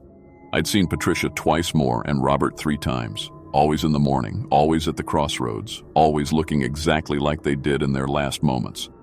I'd started warning the kids before we approached the intersection, telling them to stay calm and stay in their seats. But seeing Emily and Sarah Henderson was different. They were standing hand in hand in the middle of the road, just like in the newspaper photo. They wore the same pink dresses, but the dresses were torn and stained with something dark. Their necks were bent at impossible angles, like their heads had been twisted around backwards. But worst of all were their eyes, completely black, like someone had poured ink into their sockets. They smiled when they saw my bus approaching. Big, happy smiles, like they were excited. They started waving with their free hands, and their waves looked normal, not jerky like their parents' movements. They looked like regular little girls who wanted to ride the school bus. I couldn't drive around them. They were standing right in the middle of the road. I had to stop. "Don't let them on," Tommy Patterson said urgently. "Mrs. Martinez, please don't let them on the bus." But what was I supposed to do? They were children. Even if they were dead children, even if they looked wrong, even if every instinct I had was screaming at me to drive away, they were still children. I opened the door. Emily and Sarah Henderson walked up the steps of my bus. Their feet didn't make any sound on the rubber floor. They moved past me without looking at me, their heads still twisted at those horrible angles. They chose 2 empty seats in the middle of the bus and sat down. The living children on my bus were silent. Not just quiet, completely silent. I'd never heard 22 kids be that quiet before. They were terrified, but they were too scared to make any noise. I closed the door and started driving. In my rearview mirror, I could see the Henderson twins sitting perfectly still in their seats. Their hands were folded in their laps, and they stared straight ahead with those black eyes. But then I saw something that made my blood freeze. Sarah Wilson, my quiet 8-year-old, had turned around in her seat and was talking to them. I couldn't hear what she was saying, but she was nodding and responding to them like they were having a conversation. Sarah couldn't hear me when I called her name. She kept talking to the Henderson girls, and they seemed to be talking back, though I couldn't hear their voices. When we reached the school, something impossible happened. The Henderson twins simply vanished from their seats. One moment they were there, the next moment they were gone. But Sarah Wilson seemed confused, like she couldn't remember who she'd been talking to. I tried to ask her about it, but she just looked at me with blank eyes and said she didn't remember talking to anyone. That afternoon, everything fell apart. Sarah Wilson never came out of the school building. Her teacher said she'd left with all the other kids at dismissal time, but no one could find her. The principal called her mother, who came rushing to the school in a panic. We searched everywhere: the playground, the classrooms, the basement, even the roof. Sarah was just gone. When the police arrived, they expanded the search to the whole town. Volunteers checked every house, every barn, every grain bin. Nothing. At sunset, they found Sarah's backpack at the crossroads. It was sitting in the middle of County Road 9, right where I'd seen the Henderson family appear. Sarah's homework was still inside, along with her lunchbox and a photo of her family. But there was no sign of Sarah. I knew what had happened. The Henderson girls hadn't just appeared on my bus. They'd taken Sarah with them. Somehow, she'd agreed to go with them, or they'd convinced her to come. Maybe they were lonely. Maybe they wanted a friend. Maybe dead children need living children for reasons I didn't want to think about. The police questioned me for hours. They wanted to know if I'd seen anything suspicious, if Sarah had seemed upset, if anyone had been following the bus. I told them everything except the truth. Who would believe that ghost children had kidnapped a living girl? But I knew I had to go back to the crossroads. I had to try to get Sarah back. The next morning, I drove Route 7 one last time. When I approached the crossroads, I saw something that made me want to turn around and never come back. There was a car sitting sideways across both lanes. A Mangle D 1987 sedan, exactly like the one in the newspaper photos of the Henderson crash. The metal was twisted and torn, the windshield was shattered, and dark stains covered the seats. But all four members of the Henderson family were visible inside. Robert in the driver's seat, his melted face turned toward me. Patricia in the passenger seat, her gray skin glowing in the morning light. Emily and Sarah Henderson in the back seat, their necks still twisted at those impossible angles. And sitting between them was Sarah Wilson. Sarah looked exactly like the Henderson children now. Her skin was gray, her eyes were black, and her head hung at an unnatural angle. She was wearing the same clothes she'd had on when she disappeared, but they were torn and stained just like the Henderson girls' dresses. Patricia Henderson got out of the car and walked toward my bus. Her blue dress was bloody now, and I could see bones sticking out of her arm where it had been broken in the crash. When she spoke, her voice sounded like metal grinding against metal. "Our daughter wants to come home," she said. "She's been alone for so long, but we need another child to replace her. One of yours will do." I looked at the 21 kids on my bus. They were all staring at Patricia Henderson with absolute terror. Tommy Patterson was crying silently. Emily Rodriguez was holding her little brother's hand so tight her knuckles were white. Patricia continued, "You can choose which one. Or you can drive away and leave Sarah with us forever. But you can't have her back without giving us another." I understood then what had happened to all the drivers who'd reported seeing the Henderson family over the years. They hadn't just seen ghosts. They'd been given the same choice: give up a child or let the dead keep the one they'd already taken. I looked at Sarah Wilson sitting in that twisted car, looking dead and gray and wrong. I thought about her mother, who'd been calling my cell phone every hour asking if I'd heard anything. I thought about the 21 living children on my bus, depending on me to keep them safe. And I made my choice. I floored the gas pedal and drove straight through the phantom car. I felt no impact, heard no crash. The Henderson family and their twisted sedan were like smoke, there one moment, gone the next. But in my rearview mirror, I saw Sarah Wilson's gray face watching me through the back window as they faded away. I didn't stop driving until I reached the school. I helped all 21 kids off the bus, called the principal, and turned in my resignation that same day. The police never found Sarah Wilson. The official report says she ran away from home, but her mother still calls me sometimes, asking if I remember anything else about that day. I always tell her no.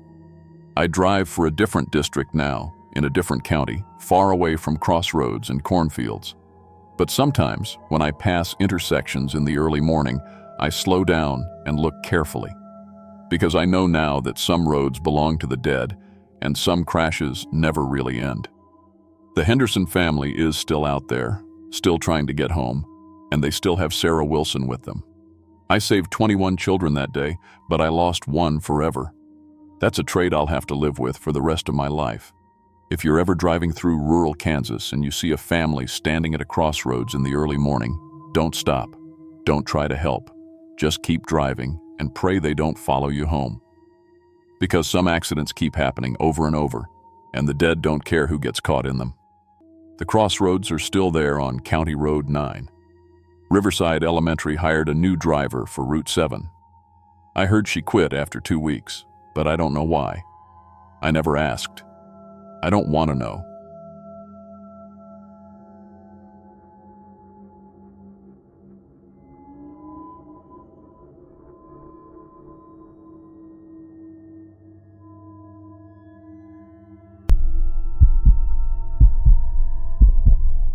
My name is David Chen, and I've been a park ranger for 8 years.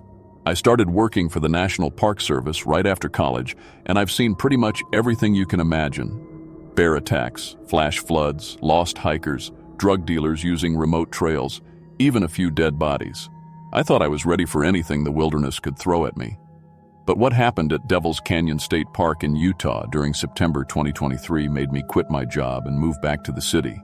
Some things in the desert are older than humans, and they're still hungry. Devil's Canyon covers 12,000 acres of red rock canyons and desert scrubland in southern Utah.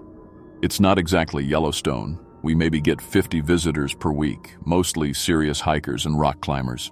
The nearest town is Copper Ridge, population 800, and that's 8 miles away from my ranger station. I live alone out there, which I always liked. The quiet, the stars at night, the feeling that you're the only person for miles around. Now I know that feeling was wrong. I was never alone. My job was pretty simple. Maintain the trails, check permits, help lost tourists, and file reports. The park has 3 main hiking trails and 2 camping areas. Most days, I'd drive my Ford Ranger along the dirt access roads, checking trail markers and looking for problems. Weekends were busier with day hikers, but during the week, I might not see another person for days. I had my radio for emergencies, a satellite phone as backup, and enough supplies to last 2 weeks if I got snowed in. Everything was normal until the second week of September. That's when I started finding the dead animals. The first circle appeared near Overlook Trail, about 3 miles from my station. 7 rabbits arranged in a perfect circle, each one exactly 4 feet from the center. No wounds, no blood, nothing that looked like a predator to attack. They just looked empty, like something had sucked all the life right out of them. Their eyes were still open, but clouded over white. The fur hadn't been disturbed. They looked like they'd just laid down and died. I called it into my supervisor, Mark Henderson, back in the regional office. He said it was probably some kind of disease and told me to contact the state wildlife biologist. Dr. Sarah Kim drove out 2 days later to examine the site. She took photos, collected samples, and ran every test she could think of. No disease, no poison, no obvious cause of death. The arrangement bothered her too. Animals don't die in perfect geometric patterns, not naturally. "Have you seen anything like this before?" she asked me as we walked back to our trucks. "Never," I said. "And I found a lot of dead animals out here. Coyote kills, disease outbreaks, dehydration. This is different." She nodded and looked back at the circle one more time. "Keep me posted if you find more. And David, be careful out here." 3 days later, I found another circle. This time it was deer. 5 adult mule deer arranged around a flat rock near Cascade Falls. Same thing. No wounds, no signs of struggle, just empty-looking corpses in a perfect pattern.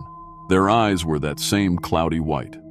I took photos and GPS coordinates, then called Dr. Kim again. By the end of September, I'd found 8 more circles. Rabbits, deer, even 3 coyotes. Always the same arrangement, always that drained appearance. Word started getting around Copper Ridge. The locals, especially the older Navajo folks, began asking questions. That's when I met Thomas Begay. Thomas was maybe 70 years old, a retired teacher from the reservation who came by the ranger station on a Tuesday morning. He knocked on my door around 9 a.m., holding a thermos of coffee and wearing a serious expression. "You're the ranger?" Finding the animal circles, he said. It wasn't a question. Yes, sir. You heard about that? My grandson works at the hardware store in town. People talk. He poured coffee for both of us and sat down on my porch. My grandfather told me stories about things like this. He called it the hunger that walks upright. I'd heard enough ghost stories from locals over the years to be polite but skeptical. What kind of stories? Old stories. About things that look like people but feed different than people. They don't eat meat or plants. They eat the life itself. The energy that makes things alive. Thomas stared out at the canyon. My grandfather said they've been here longer than humans. They sleep for years, sometimes decades. But when they wake up, they're always hungry. You think something like that is killing the animals? I think you should be very careful, especially at night. And if you see a person out there who doesn't feel right, don't get close to them. These things can look exactly like us. I thanked Thomas for the coffee and the warning, but I figured it was just local folklore. Every remote area has its monster stories. I had more practical concerns, like whether some psycho was killing animals and arranging them as some kind of sick art project. That seemed a lot more likely than ancient desert spirits. I should have listened to Thomas. The first week of October, I decided to set up trail cameras. I had 4 game cameras from the Park Service inventory, the kind hunters use to watch deer paths. I placed them at strategic points around the areas where I'd found the most circles. If someone was doing this, I'd catch them on video. 3 days later, I checked the cameras. 3 showed nothing unusual, just normal wildlife and the occasional hiker. But the 4th camera, the one positioned near Overlook Trail, had captured something at 3:17 a.m. on October 4th.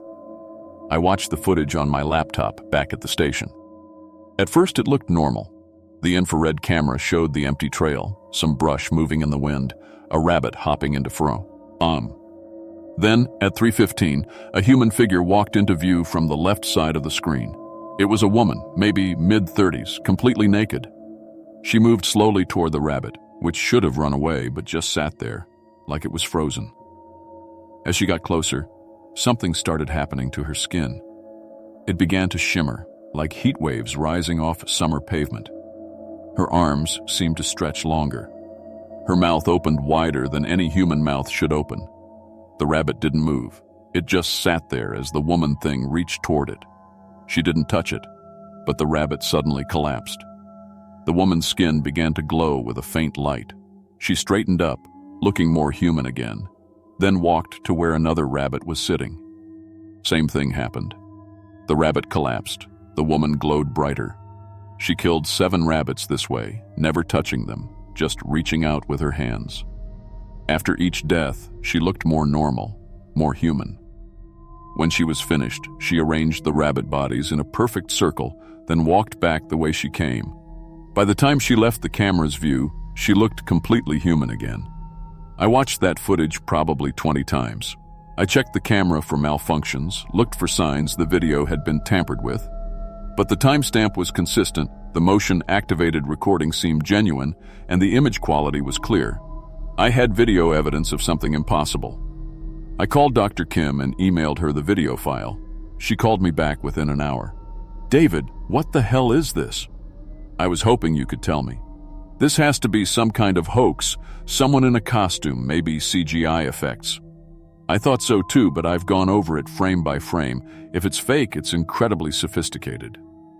Animals don't just drop dead like that, and people's bodies don't change shape." "I know, but I'm looking at it happen." Dr. Kim Wei was quiet for a long moment. "I'm driving out tomorrow. Don't touch that camera until I get there." That night, I couldn't sleep. I kept thinking about what Thomas had said. Things that look like people, but feed differently. The woman in the video looked human, but what she did wasn't human. She drained the life out of those rabbits just by reaching toward them. Dr. Kim arrived the next morning with 2 colleagues from the state university. They examined the camera, downloaded the original files, and spent 6 hours analyzing everything. Their conclusion was the same as mine. If it was fake, it was beyond anything they'd seen before. There are stories, Dr. Kim said quietly as we stood by the camera location. Native American folklore about shapeshifters, skinwalkers, wendigos, things like that. I always assumed they were just stories. So did I. We need to remove this camera and report this to someone. I'm not sure who. But when we went to take down the camera, it was gone. The mounting bracket was still there, but the camera had been removed. No tool marks, no signs of force. It was just gone. That afternoon, I drove into Copper Ridge to talk to Thomas again. I found him at his grandson's hardware store, restocking shelves. The camera caught something, I told him. He nodded like he'd been expecting this. What did you see? I described the video. Thomas listened without interrupting, his expression getting more serious. She was feeding, he said when I finished.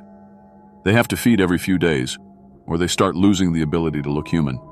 You saw her getting stronger with each animal. What are they exactly? Nobody knows for sure. My grandfather called them skin stealers. They can copy human appearance, but they're not human. They're something else, something older. They feed on life energy instead of food. How many are there? Usually just one in any area. They're territorial. But David, if it took your camera, it knows you're watching. That's not good. I felt a chill that had nothing to do with the October weather. What should I do? Be very careful. Don't go out alone at night.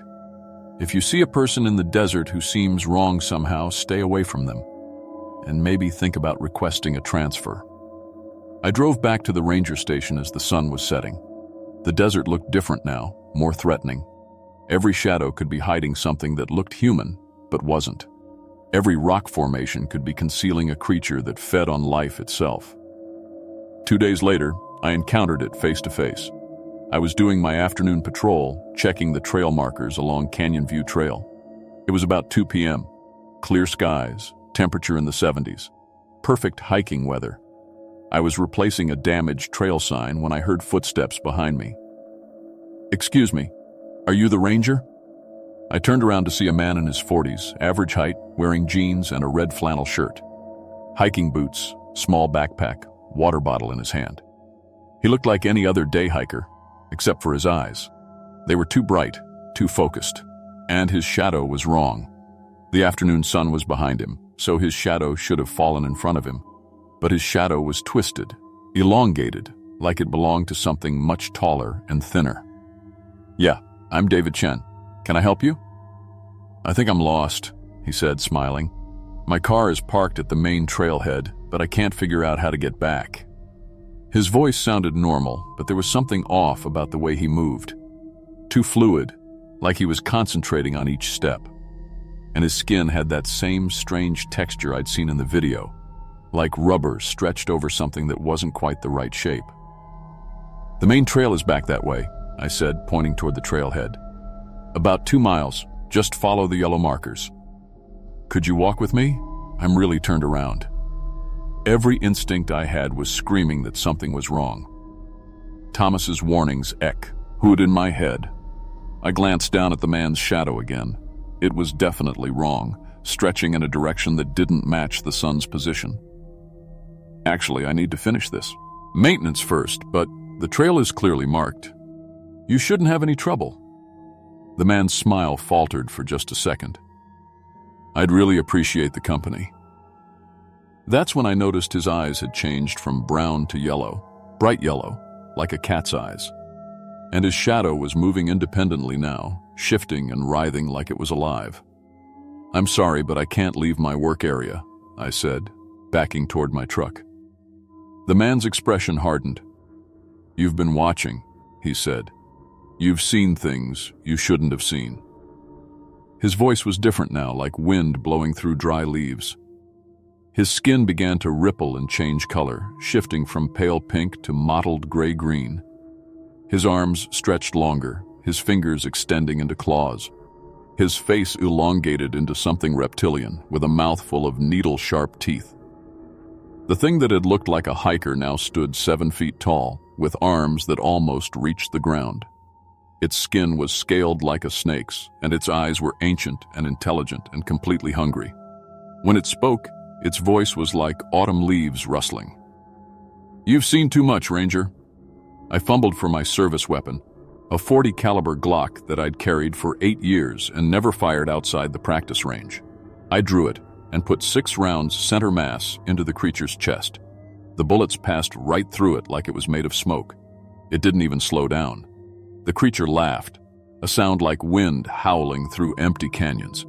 Metal cannot harm what feeds on life itself. I ran for my truck, hearing the creature moving behind me. It made no sound when it moved, which was somehow worse than if it had been crashing through the brush. I reached the Ford Ranger and threw myself inside, starting the engine and gunning it toward the main road. In my rearview mirror, I saw the creature pursuing me, but not on the ground. It was, as leaping from rock to rock, from canyon wall to canyon wall, keeping pace with my truck like gravity didn't apply to it. For 3 miles, it followed me, sometimes appearing on my left, sometimes on my right, always keeping up with my 50-mile-per-hour speed. Then, as suddenly as it had appeared, it was gone. I drove the rest of the way to Copper Ridge without stopping, my hands shaking on the steering wheel. I quit my job the next day. Didn't give 2 weeks' notice, didn't file a final report, didn't even clean out my desk at the ranger station. I called my supervisor from a motel in Salt Lake City and told him I was resigning effective immediately. He wanted an explanation, but what was I going to say? That an ancient shapeshifter was hunting me in the desert? I moved back to San Francisco, where I grew up. Got a job doing tech support for a software company. Completely different world from park ranging, but that's what I wanted. Cities, crowds, artificial light everywhere. No dark canyons, no empty spaces where things older than humanity might be hiding. But the thing is, I still see them sometimes. People whose shadows don't match their bodies. A woman on the subway whose reflection in the window shows something with claws. A man at the grocery store whose eyes change color when he thinks nobody's looking. Thomas was right. They don't just live in the desert. They're everywhere, hiding among us, feeding when they need to. Most people never notice them because most people don't know what to look for. I know what to look for now, and sometimes I think they know that I know. Last week, I got a postcard at my apartment. No return address, just a picture of Devil's Canyon State Park and a message written in spidery handwriting. "We remember the ranger who watched too much." I'm thinking about moving again. Maybe somewhere with even more people, more light, more noise. Somewhere that things older than humanity might have trouble hiding. But deep down, I know it won't matter. They're everywhere, and they're patient, and they're always hungry. If you're reading this, and you work alone in remote places, be careful. Pay attention to shadows that don't match, voices that sound like wind, people who move too smoothly. And if you see animals arranged in perfect circles, don't investigate. Don't set up cameras. Don't try to be a hero. Just run.